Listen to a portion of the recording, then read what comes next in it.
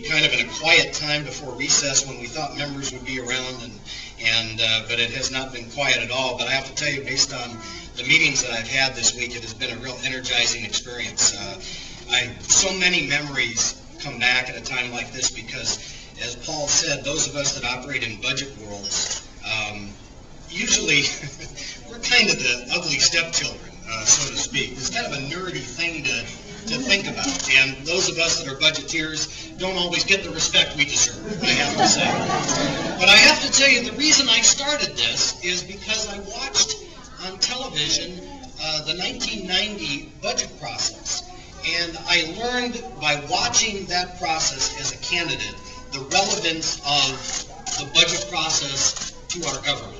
You cannot escape the budget process, one way, shape, or another. It starts the process. It ends the process. It permeates the process. If you don't understand it, you will be engulfed by it. If you do understand it, you can have a lot of impact with it. And the members of Congress who have labored in the Budget Committee do so because they enjoy setting the stage for everything that happens in our agenda. We do so with passion. Sometimes that passion spills over, but it's because we care about our country, we care about the issues we discuss and debate here, and we care about our country, and we do so because we really understand that it's an important part of whether or not we're going to succeed. A couple of things that rush back. Dick Armey mentioned the committee process. I wanted to be on the Budget Committee as a freshman when I came in a minority. Got a call from Leader Michael. I had filled out my statement saying I wanted to be on agriculture and budget. He called me up and he said, absolutely not. You cannot be on budget. We're not putting any freshmen on budget. I was heartbroken.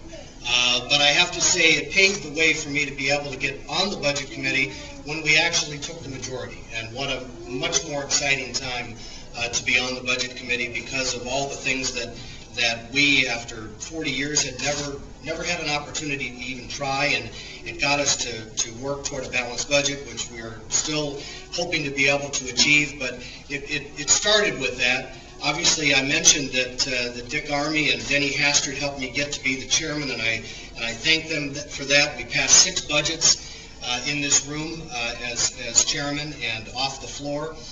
And I'm excited by the offer that the President made to me. But it makes me harken back even further to a time that most of you probably wouldn't know anything about. When I was a student at Luther College, and my professor is here today, Joan Thompson. Professor Thompson, in my 1981 class on Congress, for some reason decided that she was going to teach us about the budget process. And for some reason, I got excited about it. And what a case study time if you think back to the David Stockman and to the Reagan first budget, and a very exciting time to study the budget process. I came out here as an intern to work for Congressman Tom Talkie, who just walked in the room, my mentor, and one of the most exciting things that I did was walk with him over to the budget vote as an intern. I thought that was going to be the culmination of my budget experience. So to be able to stand here and have the opportunity to possibly fill the shoes of someone like Rob Portman and Josh Bolton, who is here, and maybe someone like David Stockman and others that have filled the role at OMB is a real honor.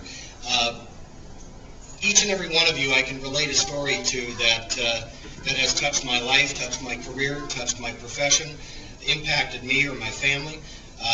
Almost like the portrait itself, you have provided the brushstrokes of my life, and I want to thank you, each and every one of you, for all you have done for me, and I look forward to the service that we will share as we continue that process ongoing. Thank you all very much for being here.